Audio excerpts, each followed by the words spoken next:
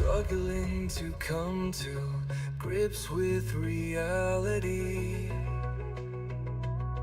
Confusion and chaos have become part of me. I seek answers to know where my liberation lies. Only in peace and calmness does that clarity arise. Transmissions of wisdom bring me insights of reason. Let my mind expand to the higher states. My mortality is no longer at stake. Let me hear the wisdom transmissions.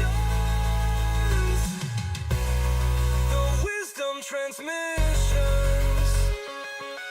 So many voices, so many interpretations.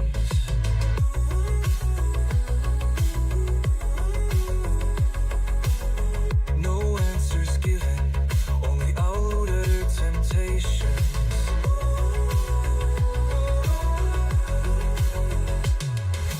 Where can I find that truth inside of me? Realization of what I am is all I'm wanting to see. Transmissions of wisdom bring me insights of reason. Let my mind expand to the higher states. My mortality is no longer at stake. Let me hear the wisdom transmissions. The wisdom transmissions. No more redirection, ending the contemplation. Forget fighting reflection. Outer worlds of projection. Internal is the cause, external's an effect, put it on pause.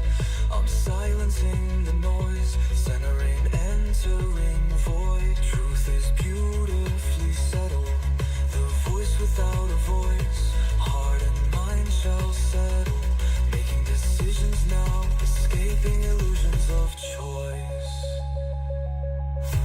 Transmissions of wisdom bring me insights of reason. Let my mind expand to the higher states. My mortality is no longer at stake. Let me hear the wisdom transmission. The wisdom transmissions.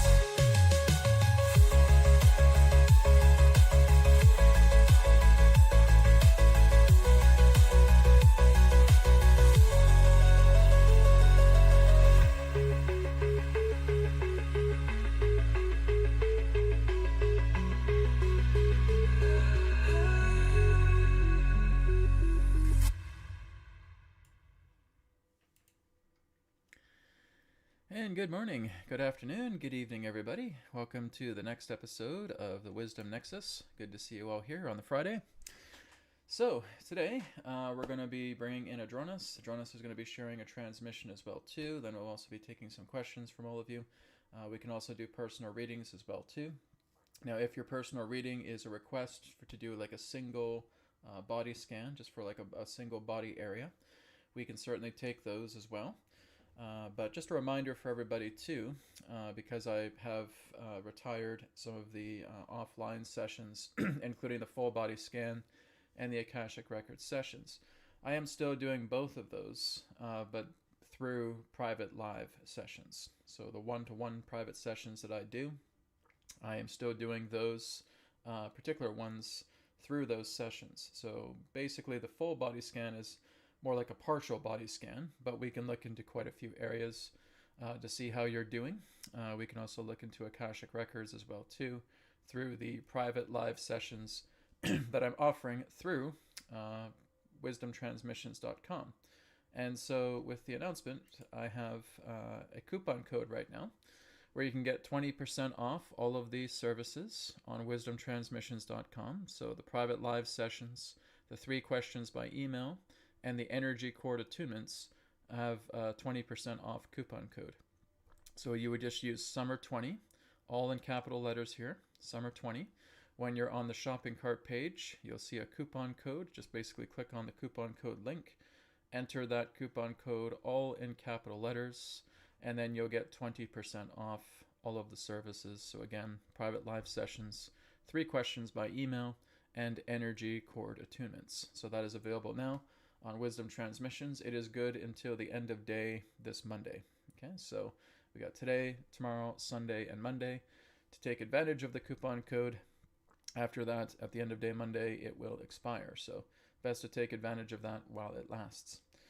And of course, you can check out wisdomtransmissions.com. We again have the online courses section here. This is connected to Etherics Academy, where there's the student training online course, the coaches training online course, and of course the complete resonant dowsing course at the same time. So you can check those out. The buttons are right here that'll take you to Etherics Academy. And of course, every Sunday, I have the Adronis classroom. So this is only $18 per month, but you can start off with a 7-day free trial. You can cancel anytime, of course. Weekly Zoom classes every Sunday, exclusive video content for members, and the Adronis 4-phase course is included as well, too. So you can check that out at patreon.com/Adronis. So you can go ahead and check that out, too, if you like. All right, and of course, we do have, again, 1 spot left for the Ancient Egypt Halls of Amenti tour. That, again, is happening this November, from November 8th to the November 16th. Register at wowtours.de. You can check that out. Again, I'll be bringing Adronis through. I'll be bringing a lot of the Star Ancestor initiation through as well, too. This is going to include a cruise. We're going to be looking inside the ancient pyramid of Giza. We're going to be talking a lot about the ancient structure that lives underneath the Great Pyramid as well, too. So it's going to be a very, very powerful time. We'll also have a Halls of Amenti Ancestral Initiation, where there will be a natural practice that you'll be able to utilize to connect with the Akashic Records, or through, again, an Amenti Ancestral Initiation, or the Halls of Amenti. So I'm looking forward to this. This is happening between November 8th and 16th this year. So again, check out wowtours.de. Okay, we're going to go ahead and get things rolling here. So it'll just take me a moment or two just to bring Adronis in. Once he's done, then we'll get into your questions, be them personal readings or general questions. So I'll go ahead and get started, and we'll bring him in and see what Adronis has to share. Here we go.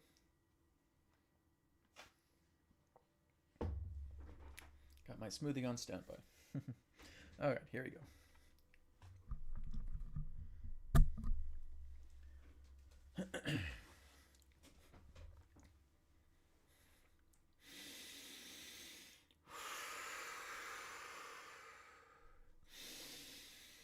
Terra.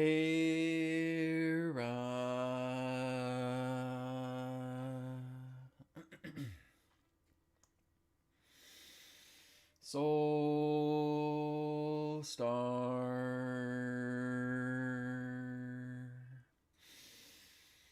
Sirius.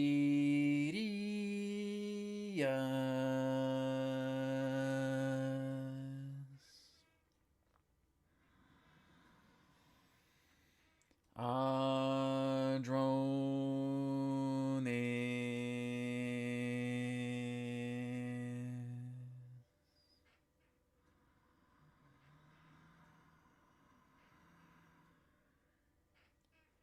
We are here. At this time, we bid you greetings, and thank you very much for the opportunity of this interaction today. I am Adronis of Sirius, sending love, appreciation, and gratitude to all who are tuning in to this broadcast being brought forward through your internet collective consciousness. What we'd like all of you to do at this time is simply allow yourselves to get relaxed, get comfortable, and to tune in to the vibrations of Sirius, so that you may synchronize, harmonize, and align to all of the information that we are about to share. Also understand that all of the information that we shall provide today is simply that of our perspective, our point of view. For all knowledge, all information, all creation itself resides within your very hearts, beings, and souls. We have an announcement to share with your planet. in the times ahead, relating to the events that will follow, the initiation that is going to bring about a change in the format of your people, of your way of life, is going to move out of the bubble of control. And we will tell you that a lot of the events that are to come are going to be shared in the planning and agendas of extraterrestrial intelligence. What does that mean, Adronis? What are you trying to say here? What we are saying is that the events and agendas that are helping to counteract this whole bubble situation pertaining to the corrupt, with them trying to hold on for dear life pertaining to their power, is going to be thwarted. And a lot of the innovations to those agendas that are going to show up are going to be part and parcel of a contribution through extraterrestrial intelligence. So what is happening upon your planet is that there is going to be a bigger role unfolding. We have talked about the human guardians, but we have also talked about your ancient ancestors. And they are now going to start taking on a much more larger role pertaining to innovations, events, agendas that are now going to start unfolding themselves to counteract all of this, shall we say, corrupt bubble nonsense pertaining to these old regime members that is going to leave them completely in the dust. So what is taking place right now is much of the counter operations are going to be overseen by beings beyond your world. So there has been a regime change. This is exactly what we're attempting to tell you. That the idea of task forces upon your planet had a lot more leeway pertaining to, shall we say, human guidance. Not anymore. What is going to be happening right now is that there is a change in direction. There is a change in leadership. There is a change in initiation pertaining to these new agendas, which means there's going to be new forms of, shall we say, counter-force-based agendas taking place upon your planet that is basically going to be extraterrestrially derived. So that's what's happening. So really, at this particular time, you are going to notice that there's going to be a great deal more of intense transformations, intense shifts, and intense breaking down of these elitists upon your planet. A much more intense breaking down of the globalists on your planet. A much more intense breaking down of these old regime members.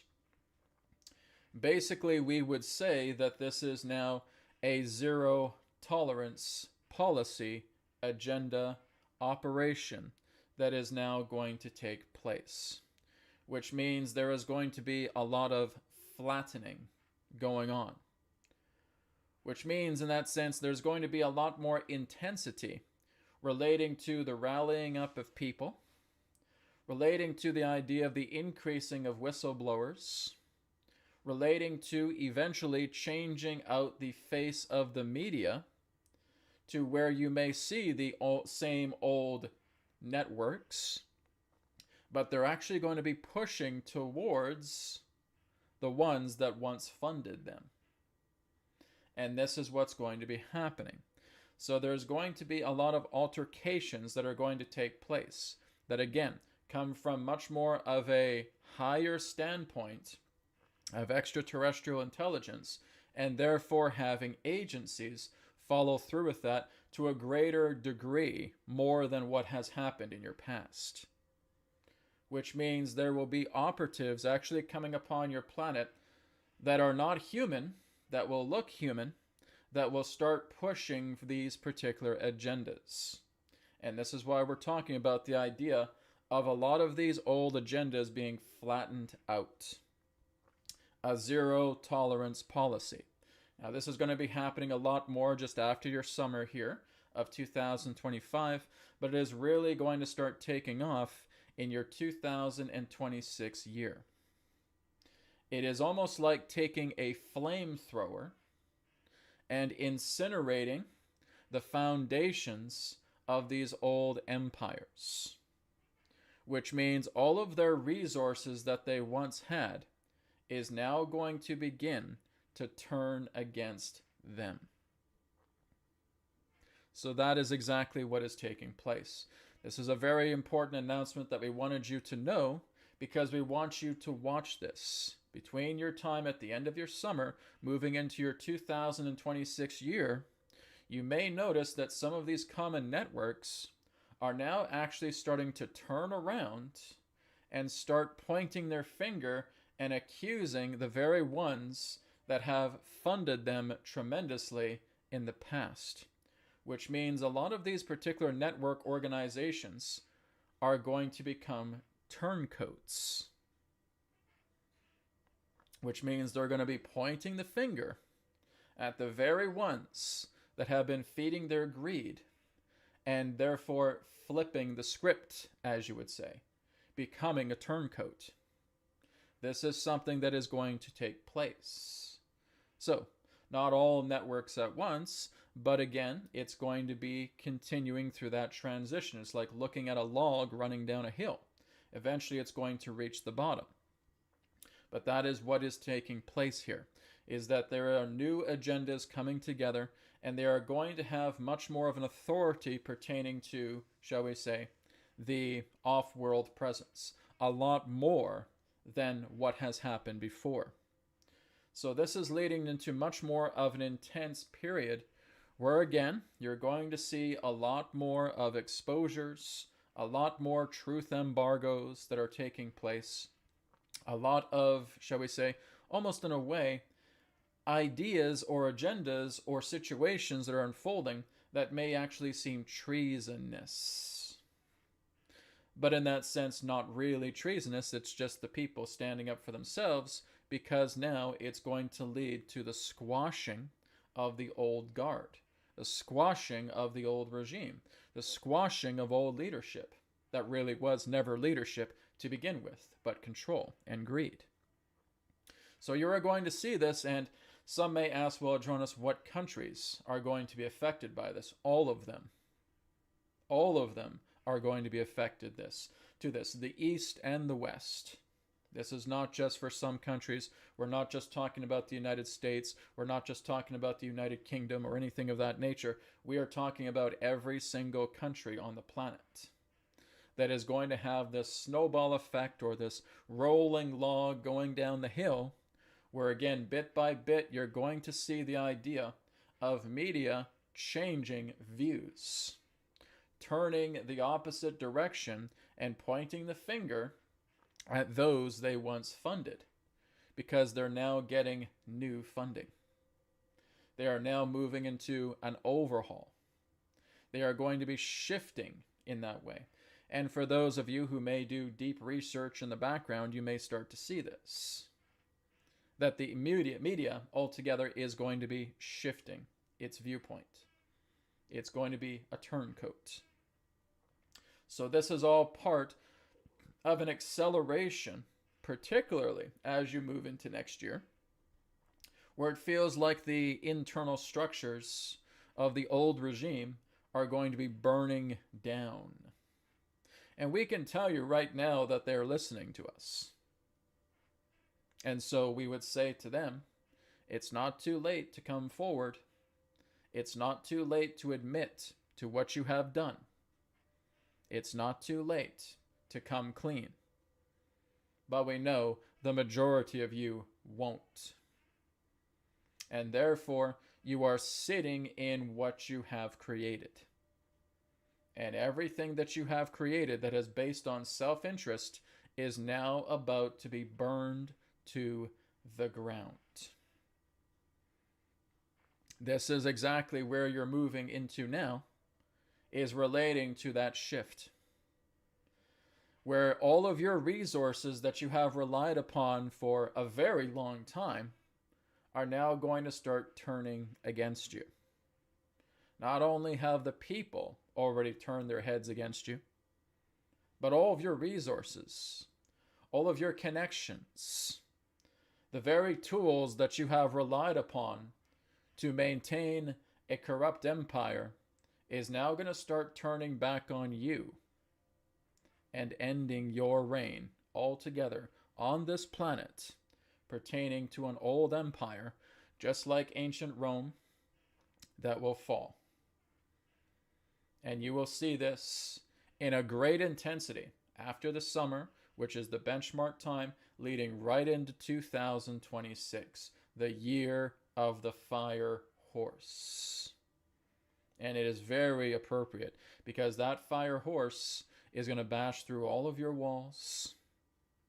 It's going to cause many of these resources to look back at you and pointing the finger, which means none of you are safe anymore.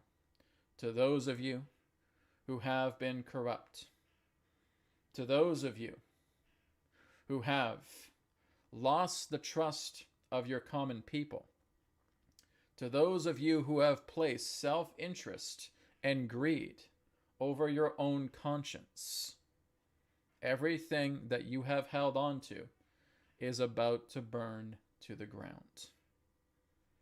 And that is the new agenda that is coming. The flattening of these agendas, like a large boot that is just stepping over and breaking down these old foundations. That's where everything is now starting to head as you conclude your summer and as you move into the year of 2026, which will represent a new beginning, a new shift, a new transformation that is coming. This is what we wanted to share as this update, that there is going to be a lot more hands-on interactions that will hold a much more greater degree to extraterrestrial influence that is bringing about this zero tolerance policy that is unfolding now, that is beginning its benchmark here this year, and will start to again initiate even stronger in your 2026 year. This is our message for all of you now. Expect great change upon your planet through every country that is coming between now and your next several months. We thank you for this interaction, and we will now begin with a question and answer period. One moment, please, as we return to the conduit. Thank you.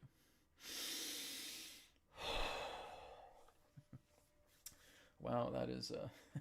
I was not expecting that. I didn't know what the message would be. So that's quite a message. Okay. So that's kind of confirming what I was also going to be talking about this morning, is that here in Canada, there is the starting of what's known as Wexit, right? That's WEXIT, kind of like Brexit, right? But now here in Canada, it's Wexit, and that's starting to happen. So I'm a native from British Columbia, Canada, okay? So I've lived on Vancouver Island most of my life, and I've lived on the mainland here for the last few years. I'm just outside of Vancouver, about a half hour's drive, area called Langley. And what I'm noticing now, and especially this morning, because I was just getting that feeling, I think you need to take a look and see what's actually happening pertaining to Canadian news right now. And so, just at the start of, pretty close to the beginning of the year, I was talking about how Canada, particularly Western Canada, is in time going to be separating from the rest of Canada. How we're actually going to see Alberta start. Saskatchewan is going to start partnering together with Alberta, and I was saying this exactly as it was. And then British Columbia is going to start to favor it a little bit more. It's going to start off more around the north, and then it's going to start trickling down to the south as well too, to where there will be a majority consensus to where British Columbia is going to join this coalition. And Manitoba is also going to start taking part of it as well too, in what we call the Wexit, right? So this is what's happening right now, is that there's a lot of talk, there's a lot of discussion, and I feel like there's enough people in Western Canada, just containing these 4 provinces, that is basically going to do one of 2 things. Number 1, claim independent sovereignty and have their own Canada, and then maybe later on commingle with the United States. Or 2, create this particular type of separation and become part of the United States. Okay, so it's still challenging to say which one is going to come first, but this is exactly what's happening right now, and especially as we get into 2026, the Wexit is going to become a lot more intense, right? So basically, this is cracking the shell, very much like what Adronis was saying, is that you're basically flattening, you're putting the boot on these foundations, and they're being cracked apart. And this is very good, this is very apropos, because this is what I was seeing this morning. Just looking at, of course, independent journalists, they're seeing it. And even like on some of the news, they have the Alberta Premier, Danielle Smith. Like I said, it's a snake year for her, and she's a pig. So she's definitely had a big rough year, but she's also getting resolution. She's a fighter, though. I know even if she has a rough year, she knows how to hold in there quite well. But basically, there is a lot of discussion of the entire western area of Canada going independent. Okay, and I see that's going to be happening a lot more in the times ahead. It's going to the fire is going to be fueled more, because when we look at Ontario, all Ontario is going to do is, oh, you're not going to do anything, you just get back to work, right? Stop talking about this stuff and just get back to work. You see, the whole idea of Ontario, or rather Ottawa, is that they're so in a bubble. They have completely lost touch of how the people are. They have no idea how people are. See, this is their weakness. This is the weakness of all of these elitists. They don't know how the people are. They have completely lost touch with anybody on the planet. They live in their little bubbles. The super wealthy basically just put themselves in these little containers. And this is exactly what Adronis is saying. Well, prepare for a big boot to come down and squash your containers, because that's about to happen, right? So this is telling me right now that what we're seeing here with Wexit, as well as, again, what's probably going to be happening in a lot of other countries across the planet, is people standing up. And as I've talked about, even going back like a year or two, I said, is when you start seeing provinces, states, countries starting to move into sovereign independence, you're moving in the right direction. And we're about to see that. So this is great. This is very good news. So again, with what Adronis is saying, this is kind of correlating to what's happening with Canada.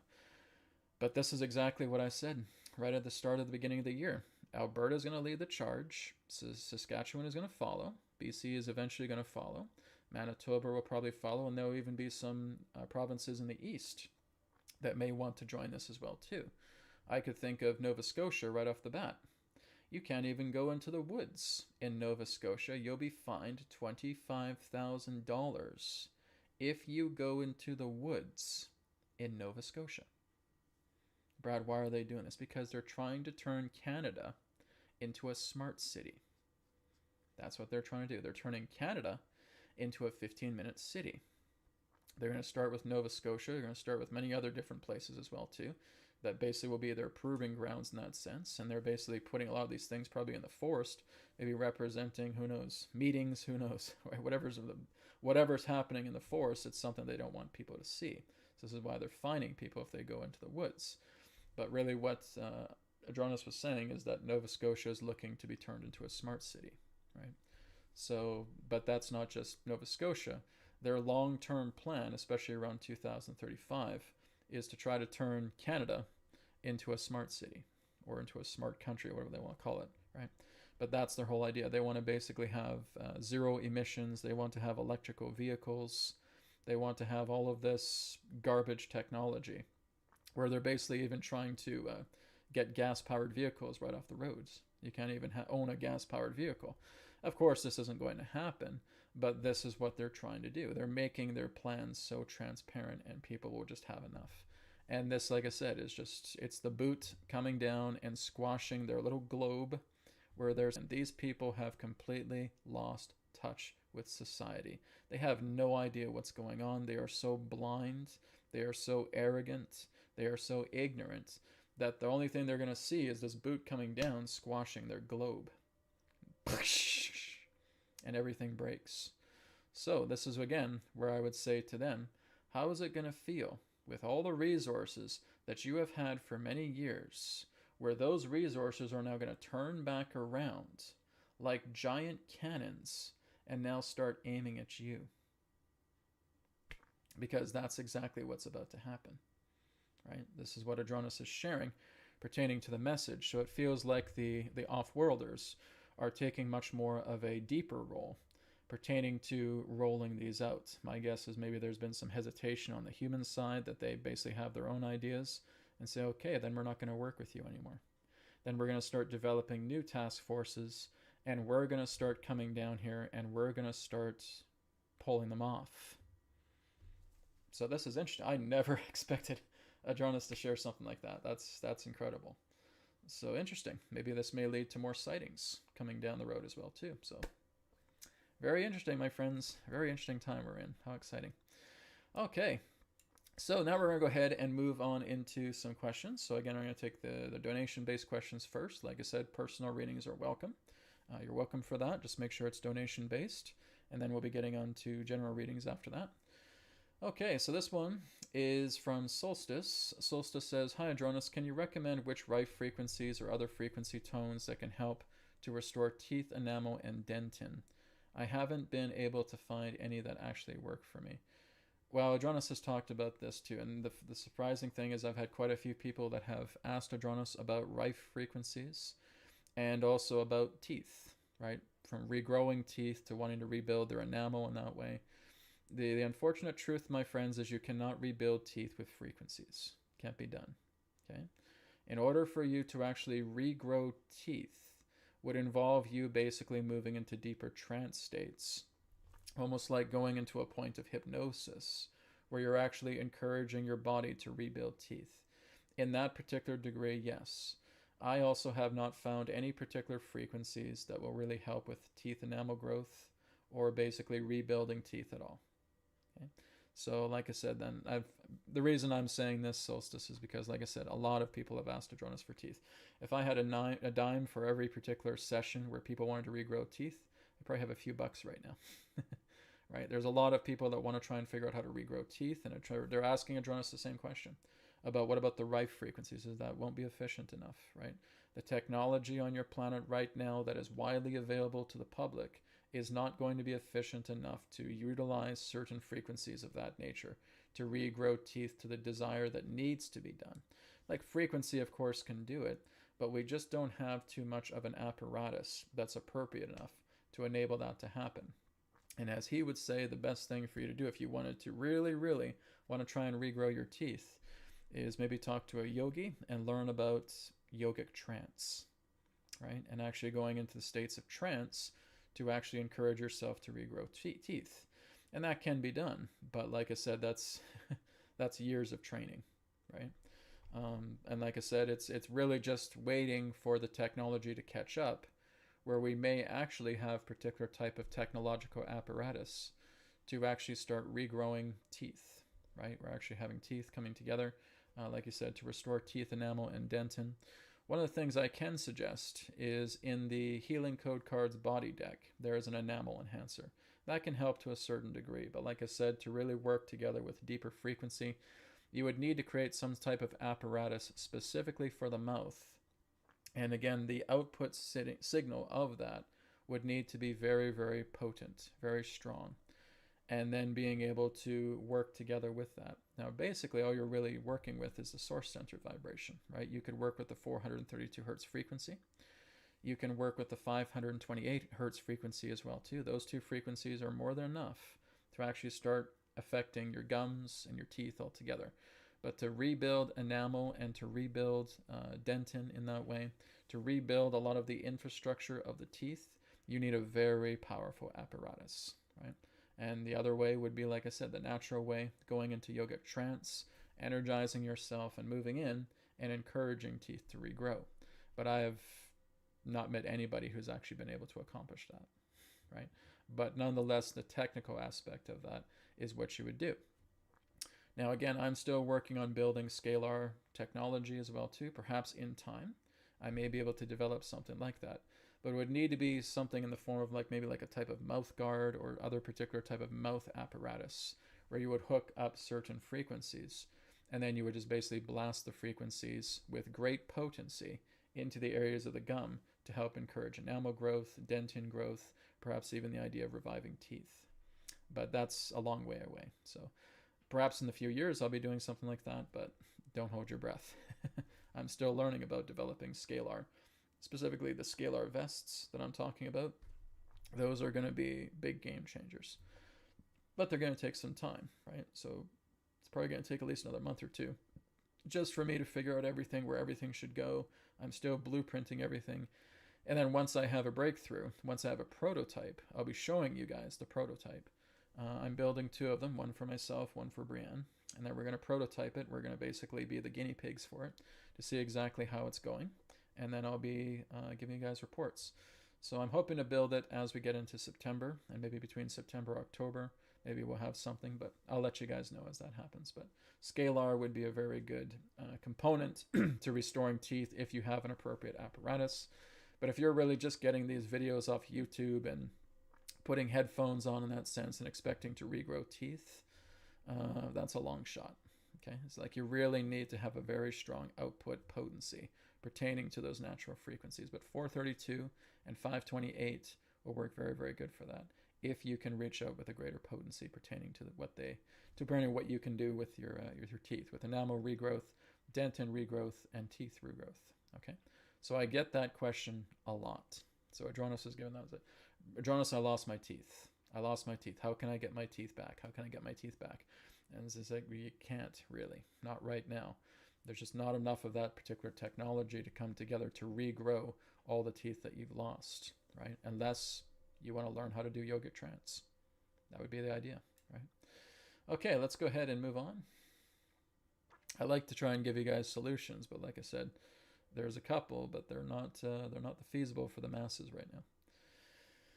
Okay, so this one here is a request for healing, so that's very good. Let me just take a moment here and get out my sheet before I go to that question. And I'll get my pendulum out too as well. Okay, this one here is from Madame Blue. She donated 20. Thank you for that. Hi, Brad. Can you take a look at my spleen and see why it is enlarged? Should I see a gastro doctor for this? What you should be doing is detoxing. That's what you should be doing. Now, it's your choice, of course, to see a doctor in that sense, but whenever there's an enlargement of that, like I said, that's a buildup of mucus. There's an acidic buildup in your body, right? So there's most likely an acidic deposit around the area of the spleen, and you have to learn to work with cleaning that out. Okay, so again, giving it pranic reinforcement, as I've talked about with the white light breath, and maybe we can look into the idea of dietary change. But let's take a look firstly at your spleen. Firstly, I'm just going to connect with you through my pendulum. 1 second.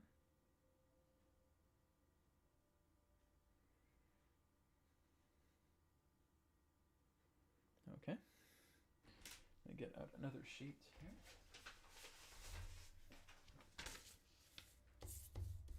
All right, so let's see how things are with your spleen. If there's an enlargement, and that's telling me that there is some acidic buildup in your body.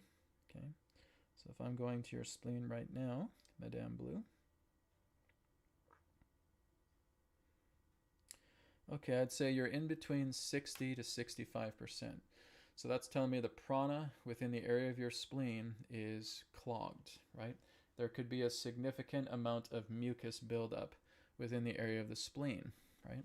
Now, again, if you want to go see a gastro doctor, that's fine, but really what they're probably just going to do is end up throwing pills at you, and that's not going to help you really at all. And even if it does help, it's still not going to address the underlying problem. No offense against Western doctors, my friends. It's nothing against the people as well, too. But they are part of a system that cannot help you. They don't cure you, right? They don't. That's not in their nature to do. My suggestion would be is if you really want to look into this a lot more, you go see a herbalist. Okay, you go see an Ayurvedic practitioner. You go see a traditional Chinese medicine doctor. Those are the ones that are in the business of curing you, right? Gastro doctors and all these other doctors in that sense, well, we'll manage your condition. We'll manage it, right? But we're not going to cure it. Of course not. We want you to empty your pockets to us, so we can buy a new boat, so we can make payments on our houses and all that stuff. So I would certainly not recommend Western doctors, right? They are not in the business of curing people. They're in the business of you coping with your problem. So if you have an enlarged spleen, and like I said, I'm not being a doctor or anything of that nature, but to me that's telling me that there's a lot of toxicity within your body. There's a lot of mucus buildup around that area of the spleen. In fact, that's something I'll check out right now. Okay, is we'll look at that, and I would suggest talking to a herbalist. Okay, talk to a herbalist, talk to an Ayurvedic practitioner, talk to a TCM, traditional Chinese medicine practitioner, talk to someone in the, well, quote unquote alternate, but they're the true doctors. They're the true medicine people. Okay, so let me just go back to you for a sec, so I just want to confirm that pertaining to mucus. Okay, and let me go back to my sheet here. I just want to see the percentage of your mucus buildup around the area of the spleen. Okay, and how's her mucus buildup around the area of the spleen? Whew. You have like an 80% energetic mucus buildup around your spleen. So this is exactly why your body is reacting in the way it is. It's toxic, right? So this is really the protocol. Are you guys familiar with a fellow by the name of Dr. Sebi? Are you guys aware of other particular types of organic practitioners that were actually encouraging people to move much more into the alkaline formulas for greater health? Well, that is exactly what you do, right? So like I said, what I would suggest, like I said, is herbalism, right? Because a lot of herbalists will move much more into that property. Ayurvedic practitioners will move into that property. Traditional Chinese medicine practitioners will move more into that property, where you're actually looking into detoxifying the whole body. Now, on a pranic level, the problem is if we have too much mucus surrounding the area of our organs can't breathe, right? They're basically being cut off with the nature of oxygen, right? It was even Dr. Sebi himself that said there's really only one disease, and that disease is mucus, right? So if you're getting an enlarged spleen, that's telling me you have some mucus contamination around the area of the spleen, and you need to get that mucus out by reinforcing alkaline-based formulas. Okay? So you're alkalining yourself. You're bringing alkaline into your system. If you don't know how to do that yourself, then I suggest you talk to a practitioner. Herbal, Ayurveda, TCM, right? Or someone else who may be a specialist in regards to helping you with alkaline treatments. Okay, that would be the best thing to do. Now, it's up to you. Like I said, if you want to go see a gastro doctor, that's up to you. But basically, in that sense, they're going to tell you something wrong. Because here's the thing, my friends. There is no such thing as germ theory. That is a bunch of bunk. And I was saying that, especially when we were in the time of COVID, because they're so worried about germ theory. I mean, look at the outrageous things that we had to do during lockdown. You got to wear a mask until you sit at a table and you're about to eat food. Then you can take your mask off, because the germs will let you, they'll let you eat. They'll let you eat if you're seated at a table. So just make sure you take your mask off when you're sitting at a table. But as soon as you get up again, make sure you put your mask on, because the germs are, they're having their coffee break and they're waiting for you. Okay, you got to stand 6 feet apart, because germs have this thing about a 6-foot gap. They just don't want to work within a 6 feet radius. You see the stupidness of us all? And my friends, do any of you know who is the founder of germ theory? Does anybody know who that is? Louis Pasteur. That's why you have pasteurized milk and so forth.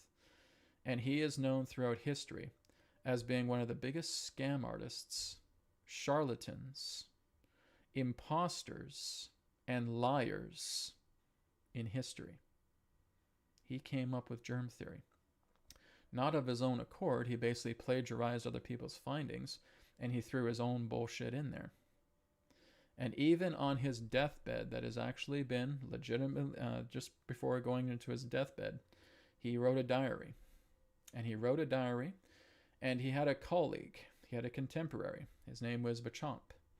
And he was the one that was telling people about terrain in the body. And that it's all about the terrain of your body. It's never about an effing microbe. Germs are the result of diseases, not the cause. And Mr. Pasteur admitted that just before he died in his diary. You know, right? My colleague was right.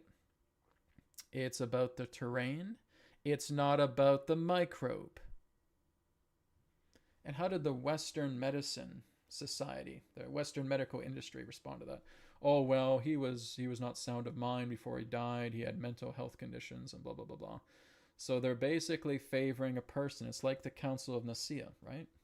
Where you have Bachamp and his own true theory pertaining to the body's terrain, where the idea of all culprits begins with acidic environment, followed by mucus. And when you're looking at viruses, bacteria, and fungi, they are the cleaners that are coming up to basically work in that acidic environment.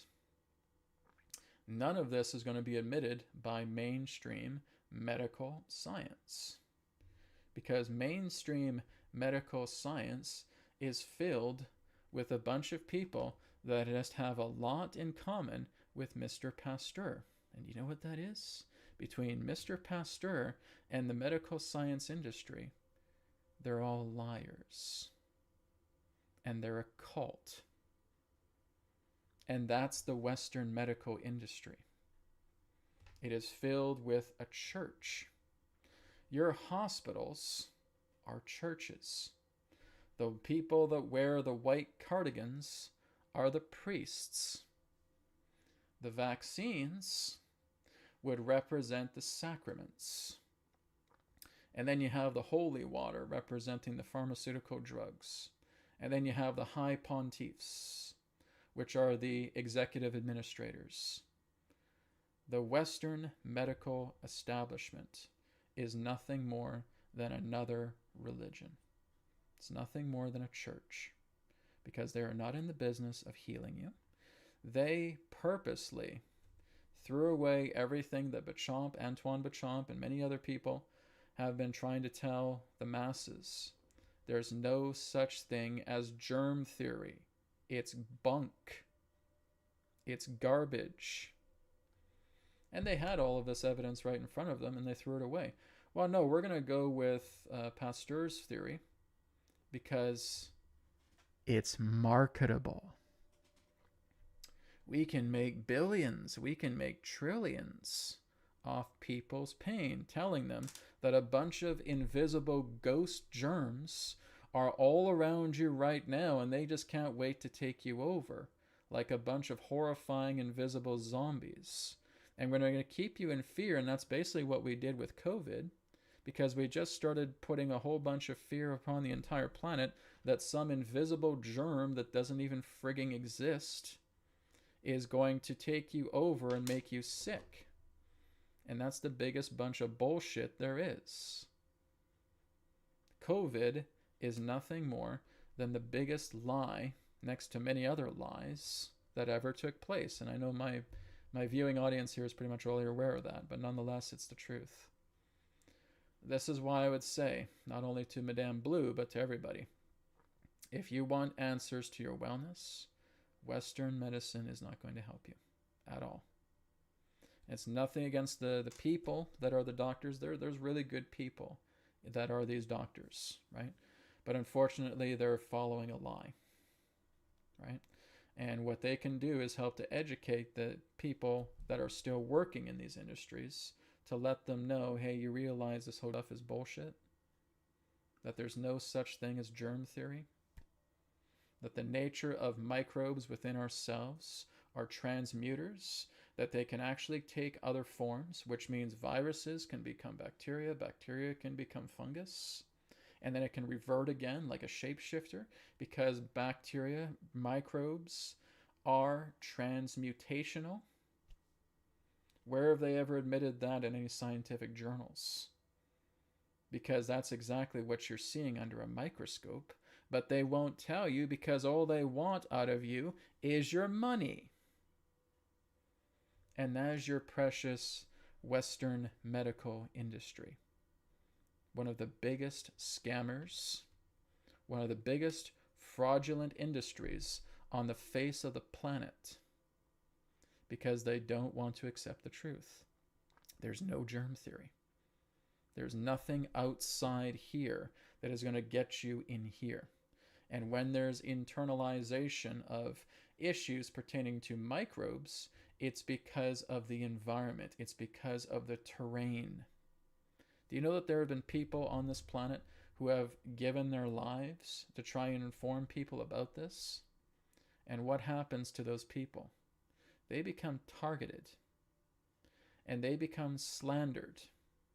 And everything pertaining to their personal life and their professional life is left in shambles because all they ever wanted to do was tell people the truth.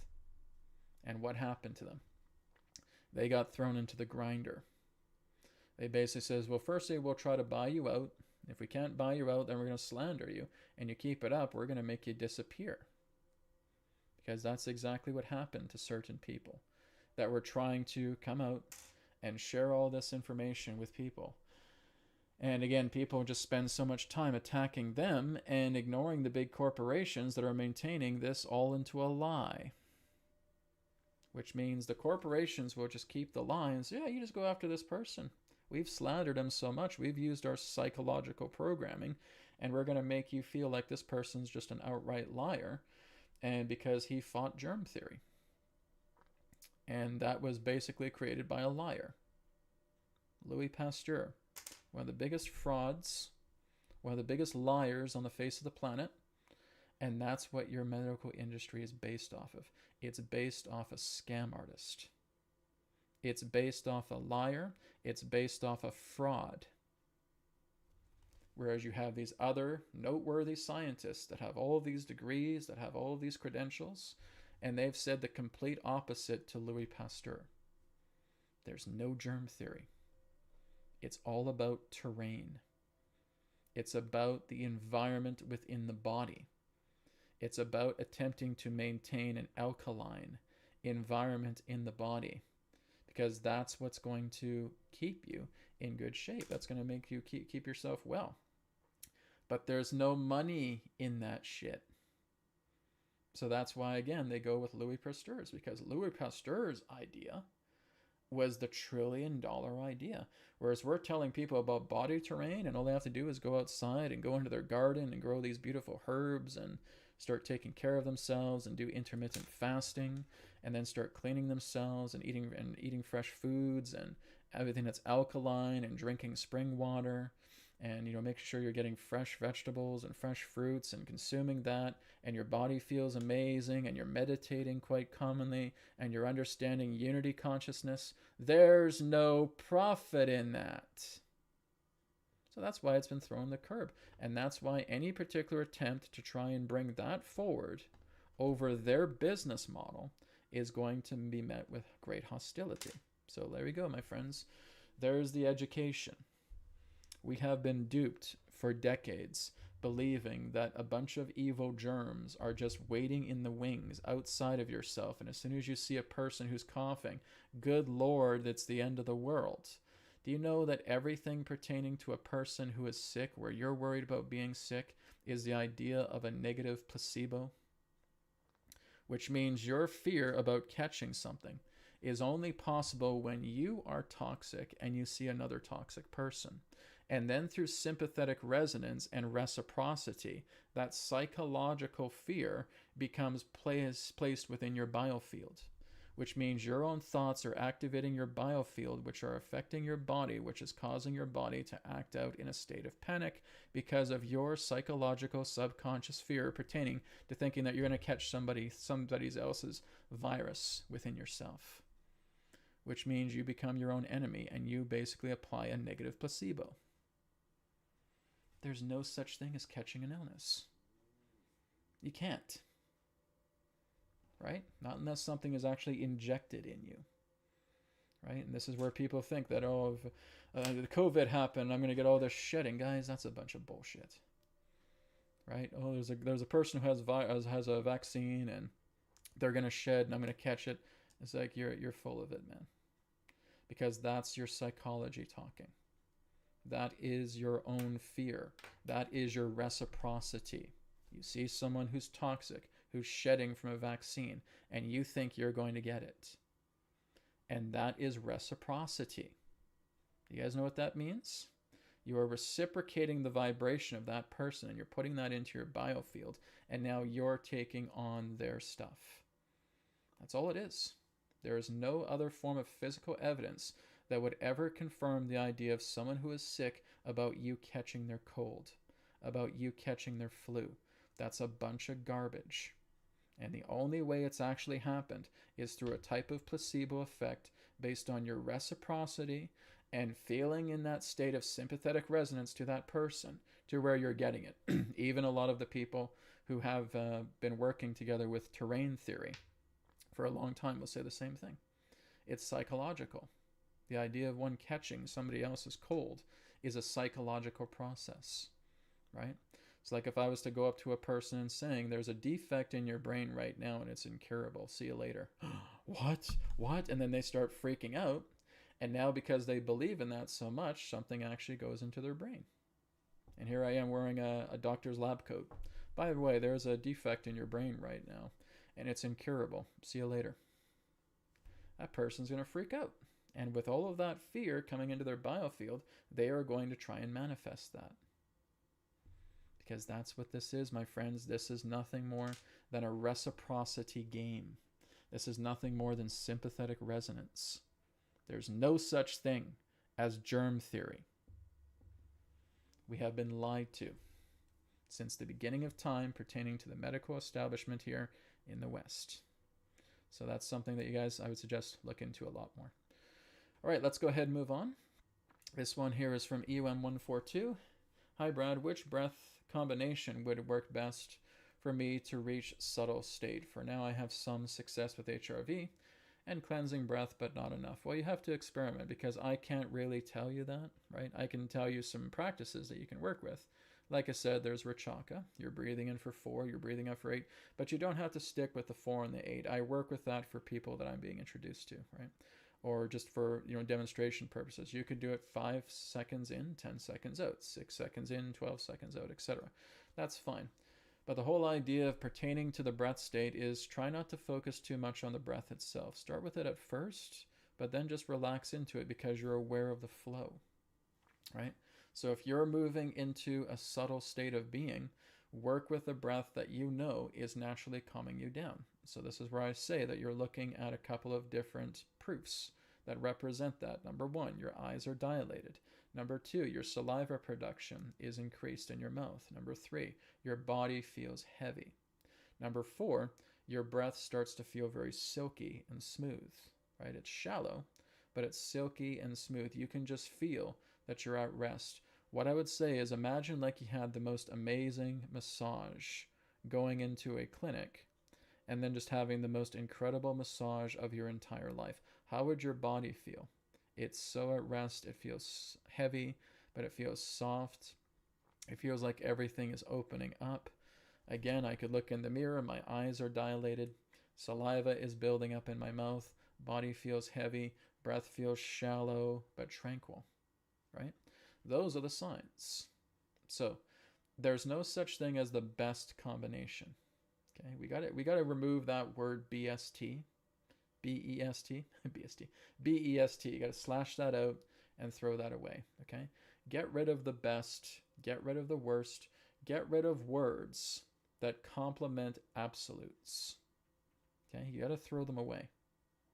Right now, what is it that I can work on that's going to enable me to become at peace, to move myself into the subtle body? So maybe I'll start doing alternate nostril breathing. Maybe I'll start doing the Rachaka. Maybe I'll start working with HRV. Okay. But maybe I want to put it up a little bit more. Breathe in for 6 seconds. Breathe out for 8. Maybe I'll start working with the conned breath.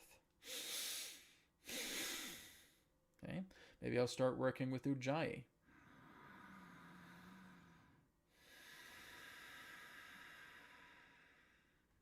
These are all wonderful techniques. But the whole idea is how you're applying it to yourself. It's not so much about the technique, EUM142. It's about yourself. How long are you doing this for?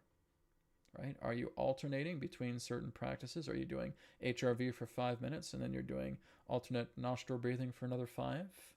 Are you incorporating breath holds into this? Are you breathing in for 4, holding for 4, breathing out for 6, holding for 6, and then repeating? That's something else that can be good, because that also brings you into the parasympathetic. You have to know how to be calm. If you don't know how to be calm, you're not going to get this. This is why I say one of the most important things is tensing up your muscles from the lower part of your body and just working your way up. Tense up your feet, tense up your legs, tense up your butt, right? Tense up the abdomen, stick it out. Tense up the chest, right? Tense up the shoulders, tense up the arms, the hands, the fingers, tense up the face, okay? And then just let it all go. Hold that tension for about 5 to 10 seconds and then let it all go. And when you start doing that like a wave from the bottom of your body all the way up to the top, you're getting an idea of what it feels to be relaxed. So the tension exercise, holding that tension in certain areas of the body for about 5 to 10 seconds and then releasing them, is training you on how your body feels when it's relaxed, right? And that's what you want to pay attention to. You know you're getting relaxed not only with the physical body situations, but with your thoughts, okay? Because that's the next step, is that I'm just going to be the witness of my thinking. I'm just going to be the witness of the thoughts that come in, which means I'm not attaching to them. I'm in the bleachers sitting as a spectator while all of these thoughts are on the field. And I'm not giving them any power whatsoever. I'm just seeing them for what they are. They can't touch me, and now they go. They come, they go, they come, they go. And as you continue to do that more and more, you will notice that your thoughts will disappear. There's some people on the internet that says, oh, Brad, it's impossible to silence your mind. Like, bullcrap. I do it all the time, right now.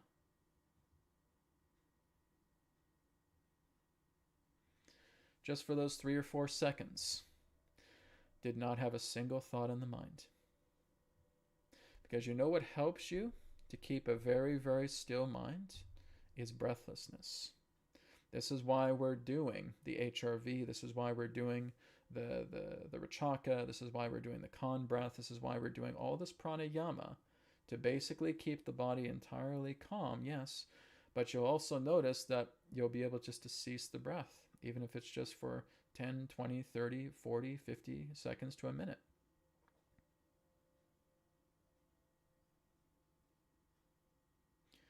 Right there. Not a single thought in the mind. So I would basically say, okay, well, if you want to step into my mind and take a look, there's not a single thought there. And this is from me doing this stuff for years, right? You'll get to the point where you don't even need to do this. You're only doing this as a stepping stone because you're learning how to keep the mind quiet. You know how the body is supposed to feel when it's relaxed. You know exactly how it's supposed to feel when you're going into the subtle states. And you know exactly how you're supposed to feel with that beautiful peace that's keeping the mind quiet.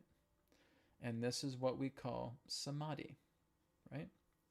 It's when the subject and the object become one, right? So if I have a pen here, and if all I'm doing here is just looking at the pen, and I'm immersing myself, wrapping myself around as the pen,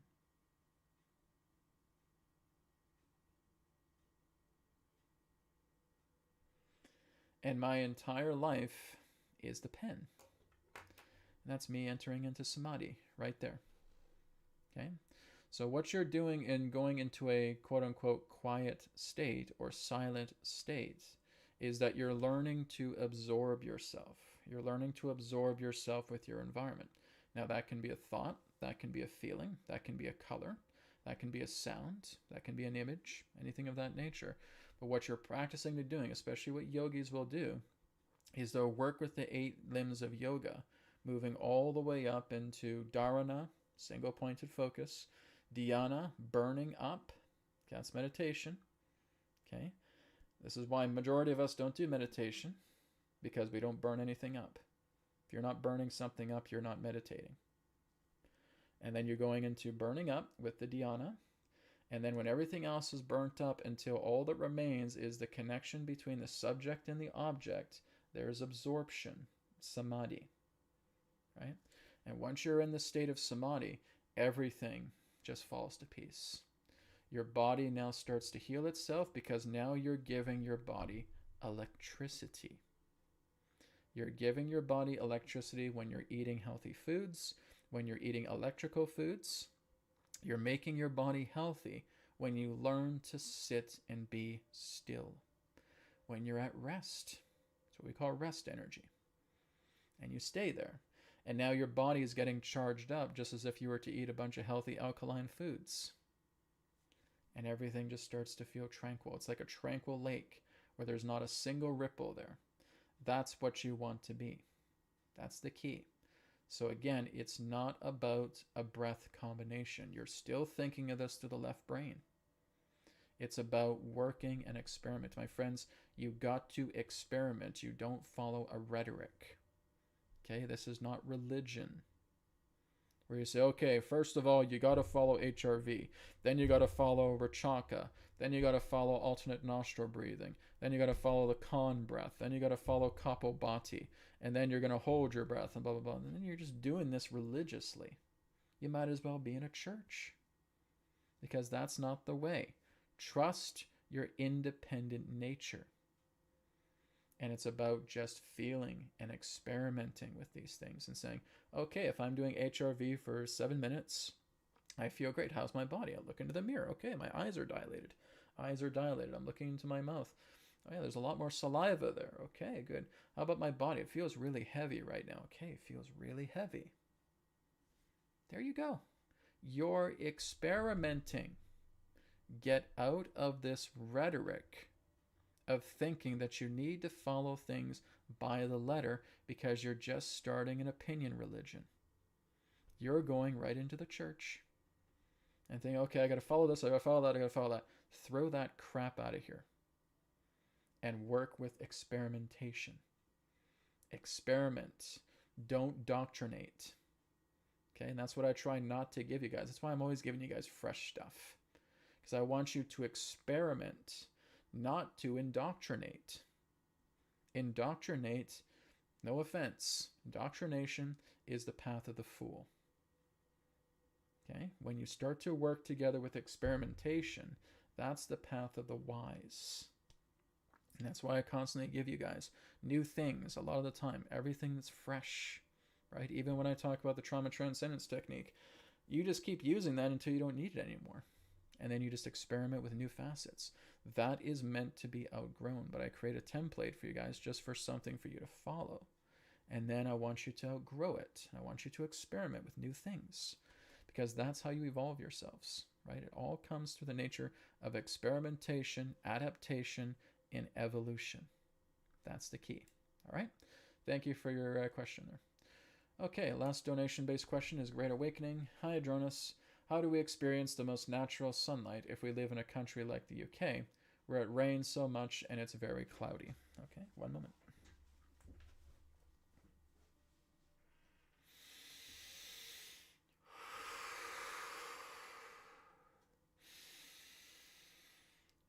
We thank you very much for your question. Well, again, if you are looking for natural sunlight, but you may be within an area of the planet that holds a very strong temperate zone, then what you'll want to do is work with the 432 hertz frequency, which means you may have a copy, for example, of the actual tone that represents the 432 hertz.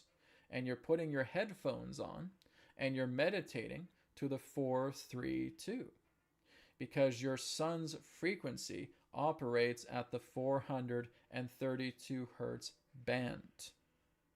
So even though you're not getting the direct light, you're still getting the frequency.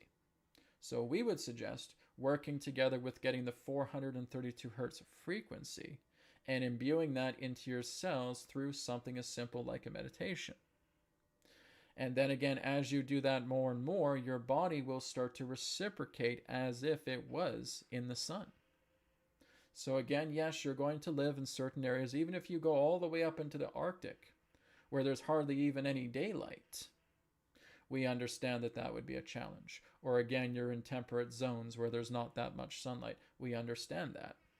So therefore, you're doing the next best thing, working with the 432 hertz frequency in any way that you see fit. All right? We thank you for your question. Okay, very good. And also working together with the 432 hertz frequency, and also working with the earth as well too, because even if the sunlight's not out, the earth always has that reciprocating field of the sun. Okay, so that's where you're putting your feet on the grass. That's maybe where you're taking an earthing mat, plugging it into the grounding wire of a socket, and putting your feet on there. I have an earthing mat right underneath my feet here on my desk, right? That's also very good. So you're grounding the earth energy, and then you're working with the 432, and you're imbuing that into yourself. That's a double power. That's going to be great. Okay, so there you have it. Thank you so much for your questions. Okay, let's go ahead now and check. How's my audio, guys? Can you guys hear me okay? Can you let me know if my audio is good or if my audio sucks? Then I can let me know. You can let me know. How's my audio?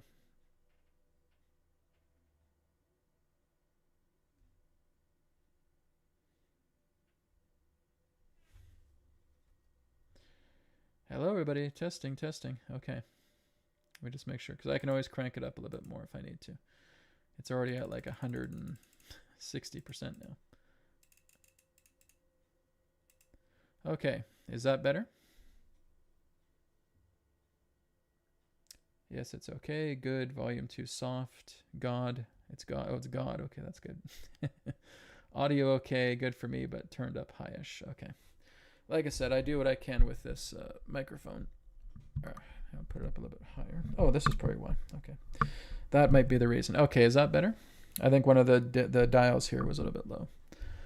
Okay, hopefully that increases the situation. Yeah, increases the mic situation. Okay.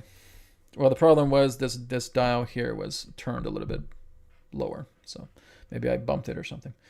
Okay, great. Thank you for letting me know, everybody. Right? Maybe sometimes you guys just, I don't know, throw some big, gigantic capital letters and say, Brad, fix the mic. Okay, all right. Okay, very good. All right. Let's go ahead and go back to some of the other questions that are non-donation based now. I took care of the donation questions. We got about 15 minutes left here. Okay, Kamal asked this question, and other people have asked Adronis this too, so I'm just going to answer based on what he has shared. Hey, Adronis, is it possible to grow taller after 25 years of age? Okay. Is it possible to grow taller? Not really. Okay. Now, what often happens, I can tell you guys my personal story, but it wasn't about growing taller. It was about a certain area of my body that changed. Okay. So this is going back to maybe about 2014 when I was doing a lot of yoga, right? I still do yoga. I just don't do it as much as I did back then. I was doing it full time every single day, constantly, right? And I did that for like 3 years straight. But during that time, before yoga, I had size 13-inch feet. And during the point to where I started getting into yoga about 6 months to a year, I looked at my feet and I measured them, and they were down to 11 inches. Okay? So they went from a 13-inch shoe to an 11-inch shoe. It basically means my feet shrunk. I have no explanation to how that happened. It was never my intention to shrink my feet or anything of that nature. But my family would also remember me. It's like, oh my God, Brad's got like size 13 feet and I'm 5'10", right? So those are pretty big feet for a guy who's 5'10". But then as I started to do yoga and I started to implement that a lot more, because like I said, I did it full time constantly, I noticed that I had size 11 feet. So my feet changed. Now here's another thing that has changed. My ears have changed. In the old days, my ears were kind of like this. They were sticking out a lot more. I had no intention to change them. I was fine with how they were in my ears, right? That's about basically how they are. But then again, as I started moving into my spiritual awakening, the ears started to move themselves back naturally. And they used to stick out quite a bit, right?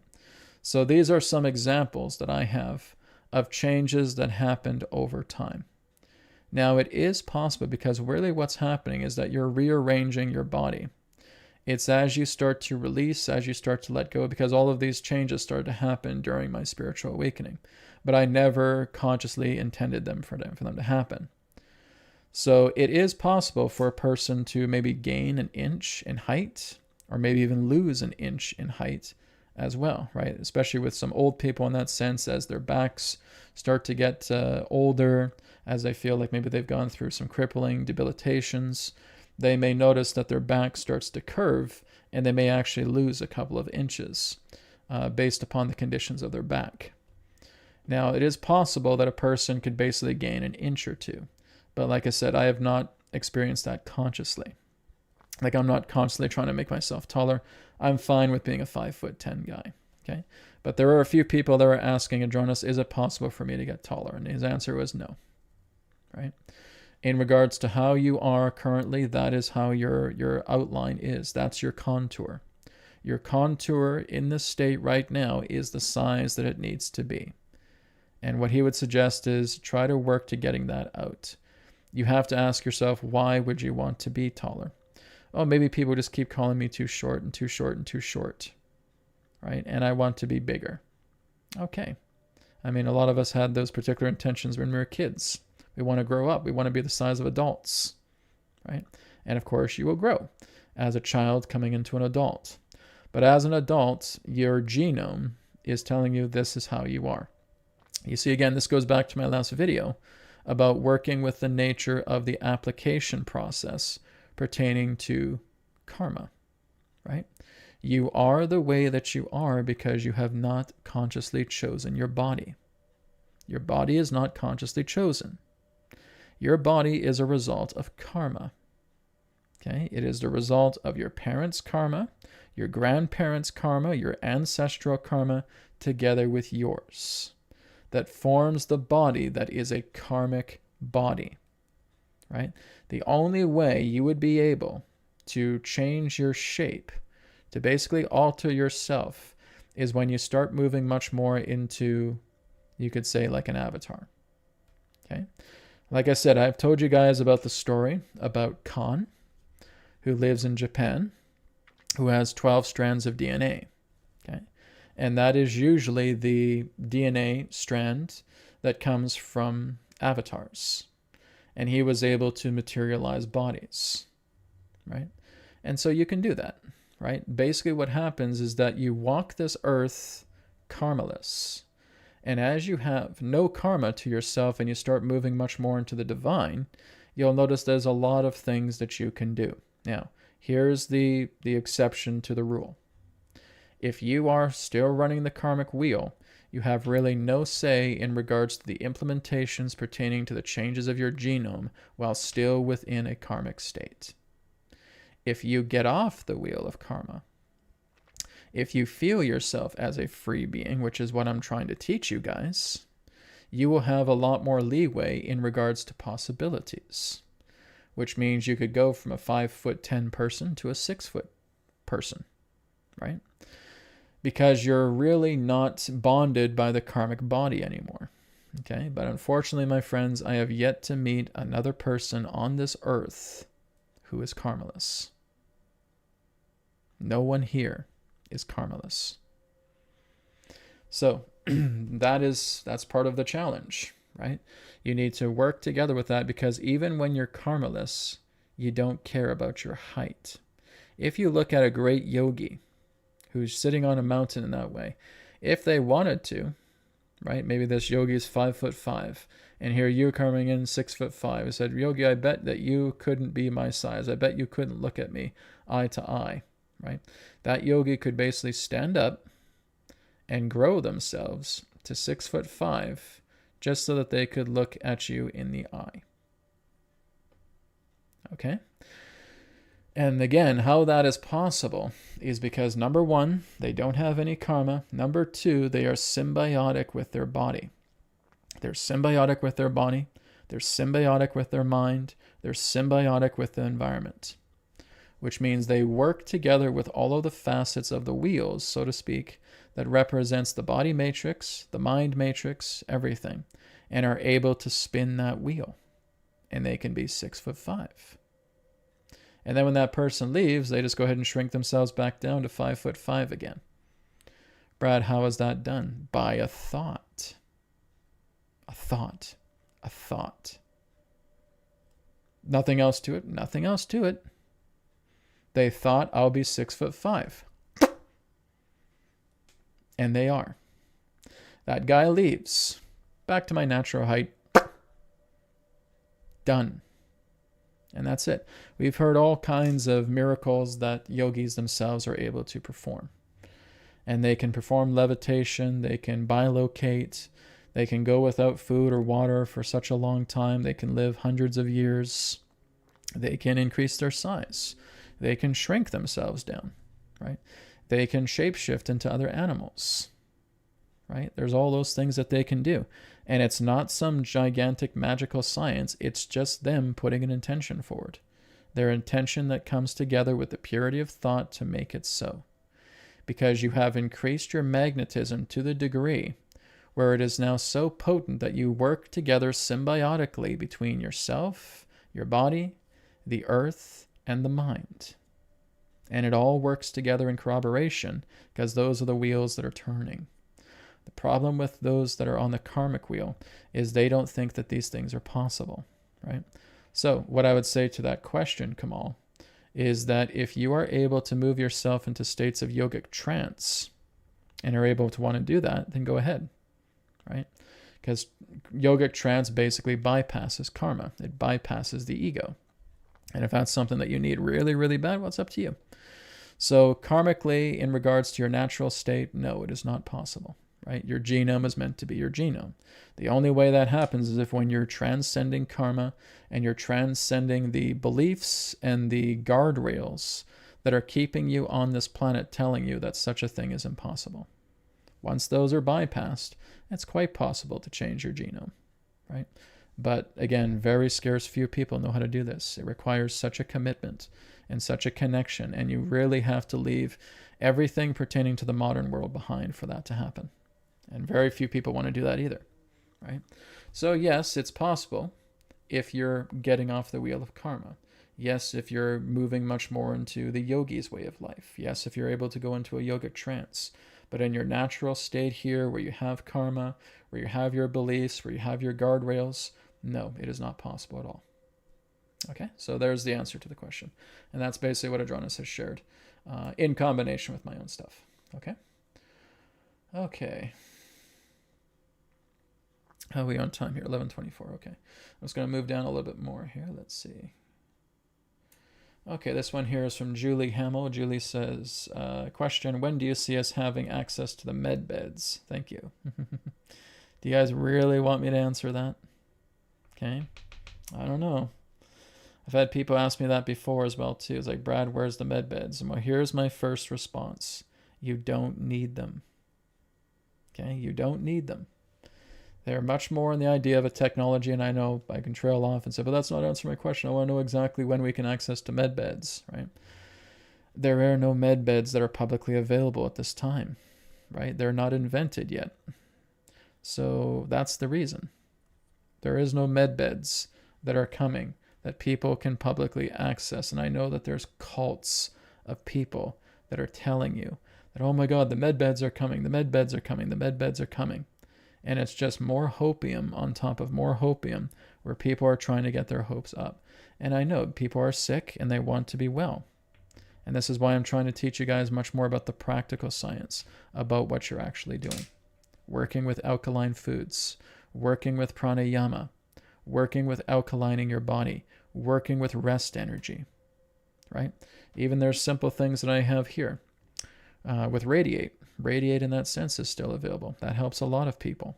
Okay, what I've had here with etherics, and now it's going to be changing into anointer ray, which will be coming up here in the next few days. So there's that as well too. So there are some things, they're not med beds, but they're pretty close, right? But to have med beds, like I said, we all have to kind of know exactly what type of med bed we're talking about, because there are a lot of people that talk about different types of med beds. Oh, I just see myself inside like this nice, clean, like laboratory like room, and there's like a spinning pod, and I can go and sit inside this spinning pod, then it closes the door, and then it just rejuvenates me. And if I have an amputated arm, it grows my arm back. And if I'm 75 years old, I pop out of the pod like I'm 20 years old again. Nothing like that on Earth exists. At least not yet. Okay. On ships, yes. Definitely on ships. If you go on board ships, you will see technology like that. Technology like med beds in that sense. But here on Earth, no. Because that's something that not even the elitists have. They don't even have that stuff. If they had that stuff, do you think they'd be walking around as 80, 85, 90, 95-year-old old white men? They'd be walking around as 20-year-olds. They don't have that access. They don't have it. So there's different progenitors relating to the nature of a quote-unquote med bed, right? And some of the stuff that we have available right now is really to help with rejuvenation, right? It's to help with, moving into like a copper coil bed, right? Like a Tesla copper coil bed. That could rejuvenate you like crazy, okay? I'm probably going to be building stuff like that in the future. But as far as a med bed that can basically reverse your age by 30, 40, 50, 60 years, that can give you a new holographic insert of an arm that has been refastened upon your body, you're looking at something that is going to take centuries, right? That is going to take a long, long time. And I know people don't want to hear that, but I'm just telling you guys the truth, right? Like I said, you can work together with rejuvenation technology. There's a lot of rejuvenation technology out there. There are people that are making some really impressive technology that's working with the Tesla tech, right? If you're working with the Tesla tech, then you're miles ahead. You're doing extremely well. Keep working on it, right? And help people in that way. So working together with that, that's what I would keep my eyes on, right? Look at Tesla technology beds. That's what you want to look into, because that's what's going to give you good rejuvenation. And I know people are building it. Just got to keep your eyes open. Okay? Thanks for your question. Okay, let's go forward here. Okay, this one here is from Martine. Hey Brad, a lot of people in different chat groups have problem with their eyesight. Can you or Adronis tell? Okay. Well, here's something that I have learned as of late. Do you guys know exactly how you improve your eyes? You see, here's the mistakes that we make. We feel that our left eye or our right eye is very impaired. And so what happens is we try to work directly with the eyes. You can't do that. That's not going to make your eyes better. There's 3 areas in the body that I have learned that you can work with that will basically cure blindness. Number 1, alkalining the area of your stomach region, okay, solar plexus. Number 2, the pancreas. Number 3, the intestines. Okay? Because this falls in line pertaining to the 3 brains. You have a cranial brain, you have an abdominal brain right here in the stomach, and that's also connected together with the pancreas, and then you have the intestinal brain. Okay? So you have 3 brains in the body. And as you start taking care of this, of course, the cranium, but when you're working with the eyes, one of the most potent areas to actually help with repairing the eyes and even blindness comes from giving good energy to your pancreas. Okay? A healthy pancreas will reverse blindness. Do you guys know that? If you take very good care of your pancreas and you're clearing out acidity within the pancreas, you will reverse blindness. If you start working with your intestines, your small intestine and your large intestine, you'll clear away cataracts. You'll clear away glaucoma. You'll clear away floaters. Floaters are coming from the intestines, not the brain. Pancreas, again, is basically responsible for your entire vision, your entire sight altogether. It's in the pancreas. So you start cleaning out your pancreas. You start cleaning out your stomach as well too, because that is linked, right? So the pancreas, the stomach, and the intestines. And you start going alkaline. And you start healing the terrain of the body. And you start doing the breath work, like I said, because that helps. But you're cleaning out your diet, right? Again, Dr. Sebi would say things like, we need to clean out the two biggest culprits that we're constantly consuming all the time: starch and blood. Because that's what you're eating with meat all the time. Any kind of meat, whether it's fish, chicken, beef, pork, you're eating blood. And all of that blood, and of course I'm to blame with this as well too, right? All of that blood comes into your system, and that creates acidic environments. Starch is another culprit, right? We can say sugars as well too, right? The sugar, glucose. Yes, that too is a bad culprit as well too, but starch particularly, because starch is the effect of hybrid foods, right? So we're looking at beans, we're looking at rice, we're looking at grains, right? Wheat, all of that. That again has hybrid formulas to it. So what you're doing is you're getting the hybrid equivalent of those foods out of your system. Dairy, you're getting that out of your system because that's hybridized. Meat, you're getting that out of your system because that's hybridized. Anything that is a hybrid food, you gotta throw away. Gotta clean it out completely and replace it with alkalinity. Replace it with the fresh Mother Earth foods, right? That's the key. And you gotta do research because it's a very long list, right?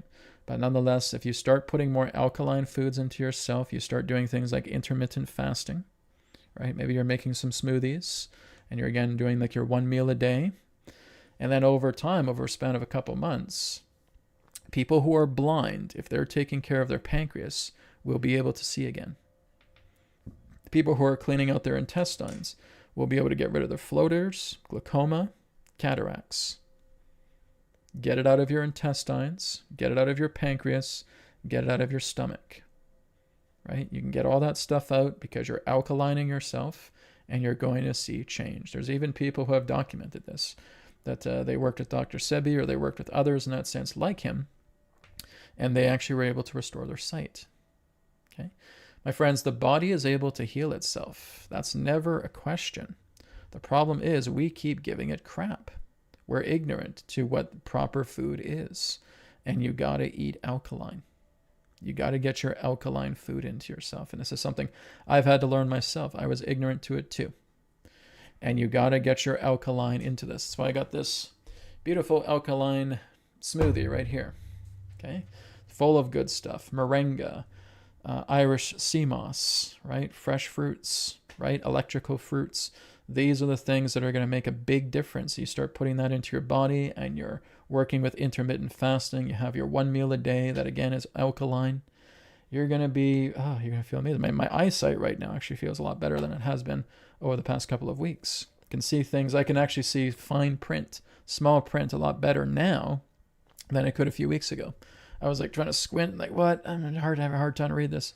And this morning, the same bottle, I look at it, crystal clear print. Right? I was even telling people when I was using etherics as well too. I had the orgonite necklace here, and that's right close to the stomach, right close to the pancreas, right? So that is working as well too. And I work together with those glasses, and those are working with the eyesight. That's working with the brain. That's working with the spine. That's working with the major organs. So there you go. Prana can do it. Chi can do it as well too, but they're meant to go hand in hand, where you're working together with a healthy diet, and you're working together with healthy breath work, healthy exercise, stretching, okay? That all makes a difference. I know I still got some work to do as well too, but I'm moving in a good direction. But if you guys want to restore your eyesight, take good care of your pancreas, take good care of your intestines, take good care of your stomach. You will reverse blindness. Okay? So there you go. There's your answer. Thank you very much. I'll be on time here. Okay, we're almost out of time. We'll take one more question, guys. We got to wrap up. Okay, let me go down to the bottom here and see if there's any more questions. Okay, this one here is from Clarice. Clarice, I'll answer your question before we go. The doctors gave me Lipton and put me in early menopause. What can I take to reverse this? I tried to work on trauma release and pelvic floor therapy and abdominal work. Switch to alkaline foods. Okay, get some alkaline herbs in there. There's one called Rhodila, I think it's called Rhodila. I may not be spelling it right. Okay, Rhodila rosea, I believe it's called. That is a very, very powerful supplement. Okay, it depends where you are, right? We all have different brands. In Canada, there's a very good brand called Thorne, Thorne. I think there's another good one. I would say really look at the Amazon reviews if you're getting it on Amazon. But one is called Rhodila rosea, I believe it's called Rhodila. I may not be spelling that right, so you got to kind of double check. But that is something that is a powerhouse supplement. Okay, moringa is extremely good for you. Irish sea moss, extremely good for you. Okay. These are things that you're getting because you want superfoods. And of course, it doesn't surprise me that doctors put you on Lipton. That's a GMO. Okay, that's hybrid garbage. Get off that stuff right away.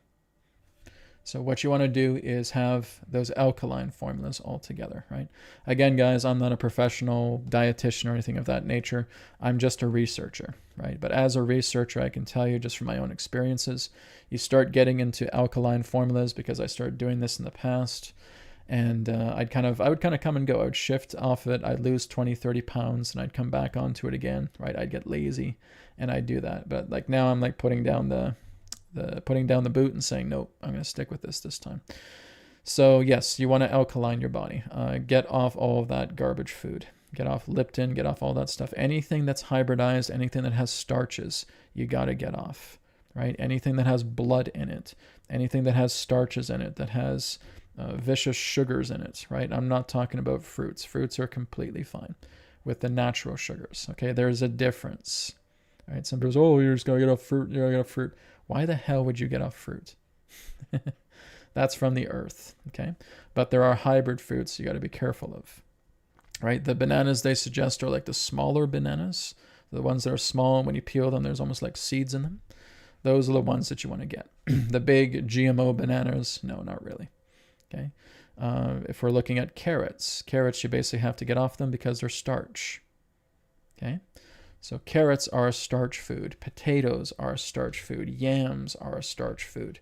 All these things are starch. I guess I'm going to have to start doing research, and I'm just giving it to you guys through the point of a researcher, okay? And that's all I'm being. I'm just being a researcher.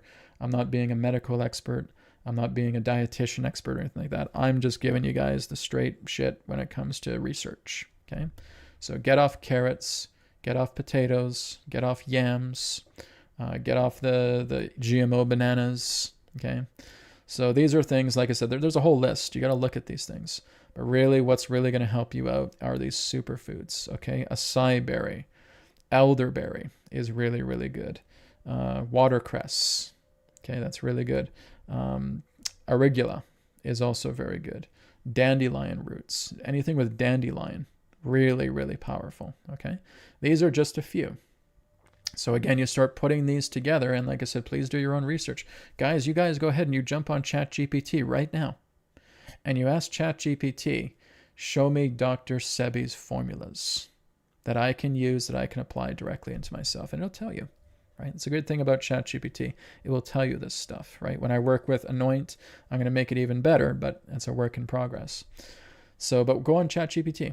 Go on ChatGPT, go on Claude, and just ask that, can you please give me the list for Dr. Sebi's protocols?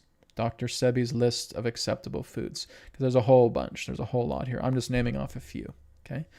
But my God, people, please do not go for Lipton. Lipton is one of the biggest GMO culprits out there.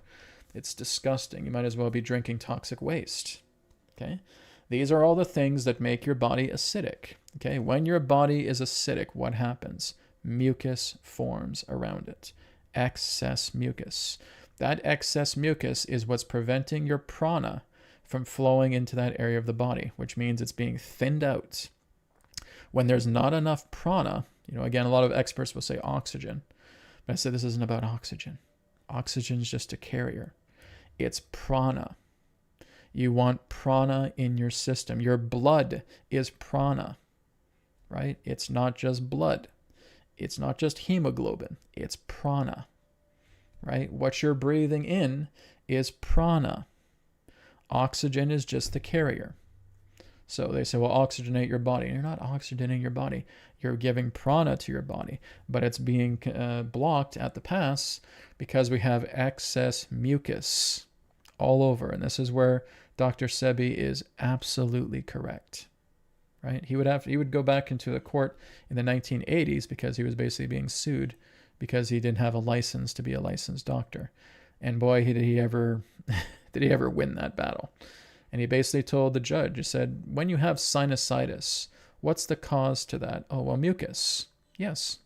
And when you have bronchitis, what is it that's filling the bronchial tubes? Mucus. And when you have AIDS, what's causing the problem in regards to your skin, in regards to your lymphatic system? Mucus. Mucus is the one and only disease there is, because of an acidic environment. It's even like other great people would say in the past, cancer cannot survive in an alkaline environment, and it can't, right?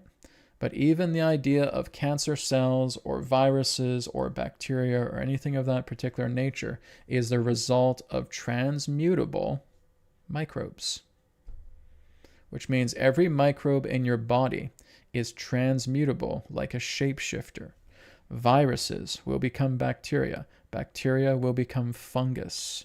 Then from fungus, it can go back to bacteria. Then from bacteria, it can go back to virus. Then from virus, it can go back into dormancy of a microbe again. That's how they work. That's the science. That's the nature of our bodies. So again, there's a lot of stuff we need to look into, and maybe next week we'll start looking much more deeper into the diet. We'll start looking much more into the terrain body, where we actually start looking into the real science of this and not the bullshit germ theory that they've been peddling on us for God knows how long, right?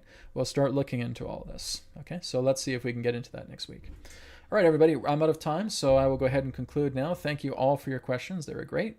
And I'll see you all next week. Take care, guys. Blessings to you all. Be safe. Be well. See you next Friday. Namaskar, and may it be well with you.